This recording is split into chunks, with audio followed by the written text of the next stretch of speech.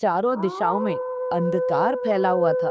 आसमान से काले कौवे काव काव करते हुए वे घर की ओर जाते दिखाई दे रहे थे। आसमान में उठते पूर्णिमा के चांद की दूधिया रोशनी इस घने जंगल पर पड़ रही थी। कबीर, एक cab driver star Riders company में नाइट ड्यूटी पर है। कबीर घड़ी देखता है, 10 बज चुके हैं। वो बुदबुदाता है, आज तो कोई बुकिंग ही नहीं है। 10 मिनट और रुकता हूँ, फिर घर निकलता हूँ। तभी उसके फोन में राइड रिक्वेस्ट आती है। Location hill view villa. Kabir accept करता है और गाड़ी मोड़ देता है। रास्ते में अचानक एक काली बिल्ली गाड़ी के सामने से रास्ता काट देती है। अबे, काली बिल्ली, अपशगुन ही है ये। वो माहौल हल्का करने के लिए म्यूजिक चलाने की कोशिश करता है, लेकिन सिस्टम भी जवाब दे देता है। अबे यार, ये भी अभी खराब होना था। गाड़ी लेकर लोकेशन पर पहुंचता है और फोन मिलाता है। हेलो मैम माया। कोई जवाब नहीं मिलता। तभी सामने स्थित कोठी का दरवाजा धीमे से खुलता है। माया धीरे धीरे गाड़ी में आकर बैठ जाती है। कबीर कहता है, मैम, ओटीपी चाहिए होगा। माया कुछ नहीं बोलती। ओटीपी खुद ब खुद फोन में भर जाता है। राइड स्टार्ट हो जाती है। गाड़ी में गहरा सन्नाटा है। माया बस खिड़की के बाहर देख रही है, एकदम शांत। कबीर नोट करता है कि गाड़ी में पेट्रोल बहुत कम है। वो कहता है, मैम, पेट्रोल डलवाना पड़ेगा, बस 10 मिनट रुकिए। माया कोई प्रतिक्रिया नहीं देती। तभी पीछे से एक और गाड़ी जोर से हॉर्न मारती है। एक दूसरा ड्राइवर गुस्से में आकर कहता है, अंधा है क्या बे? कबीर चिल्लाता है, लेडीज बैठी हैं पीछे। लेकिन जैसे ही वह पीछे देखता है, सीट खाली है। अबे, कौन सी लेडीज? दूसरा ड्राइवर गुस्से में निकल जाता है। कबीर एक पुराने पेट्रोल पंप पर गाड़ी रोकता है। वहां बस एक बूढ़ा आदमी खड़ा है। कबीर सिगरेट जलाकर दूर जाकर खड़ा हो जाता है। दूर से वो अपनी ही गाड़ी की ओर देखता है।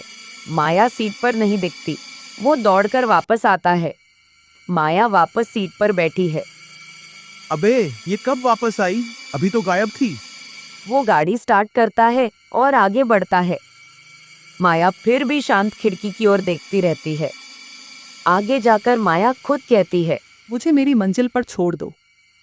ड्रॉप लोकेशन एक सुनसान जंगल के बीच है। माया गाड़ी से उतर जाती है और चुपचाप एक ओर खड़ी हो जाती है।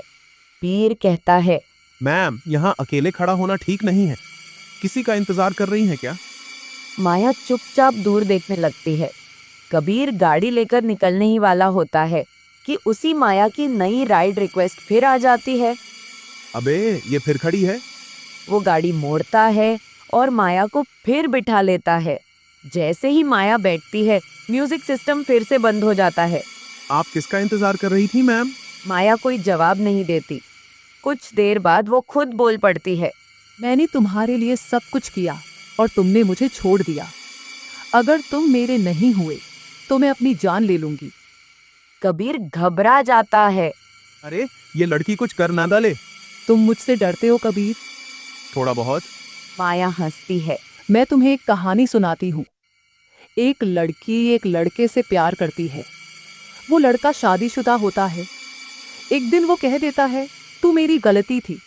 लड़की जहर खा लेती है, उसी हिल व्यू विला में। मैम, आपका घर आ गया है। माया घूरते हुए कहती है, मेरी कहानी अधूरी नहीं रह सकती।